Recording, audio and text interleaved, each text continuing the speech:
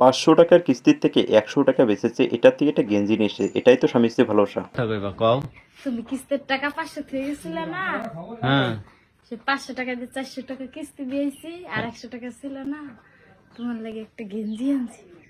আমার জন্য গেঞ্জি আনছো? হ্যাঁ, 120 টাকা আনিছে না, 20 টাকা বাকি তো আছে, আর 100 টাকা দিয়েছে। 20 টাকা তুমি যদি ওই পথে যাইবা না, হ্যাঁ, দিয়ে আইবা। তুমি 100 টাকাতে আমার গেঞ্জি কিনছো কা? বিকেলে মাছ কিনা যাইতো না? মাজা কাকতে না খাইলে কি হইবে? হ্যাঁ, মাজা কাকতে না খাইলে কি হইবে? কিছু হইবে না। কিছু হইব না।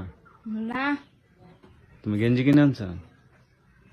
গাই দাও তো, দেখে কেমন দেখা যায়। হ্যাঁ, গাই দাও। গায়ে দেবো? হ্যাঁ, দেখবা। সাদা গেঞ্জি দেখাও তো।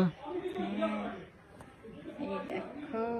আচ্ছা, ভাল লাগছে তোমার? হ্যাঁ, ভাল লাগছে দেখে তো কিনে নিয়ে আইছি, নাইলে কিনতাম। আচ্ছা দেখি দাও তো, গায়ে দিয়ে দেখি। সুন্দর লাগে, সাদা জিনিস এমনিতে সুন্দর লাগে। তাই? আচ্ছা দাও। নাও, এই দেখছো, অনেক সুন্দর দেখা যাচ্ছে। কেমন দেখা যাচ্ছে? অনেক সুন্দর দেখা যাচ্ছে। অনেক সুন্দর দেখা যাচ্ছে।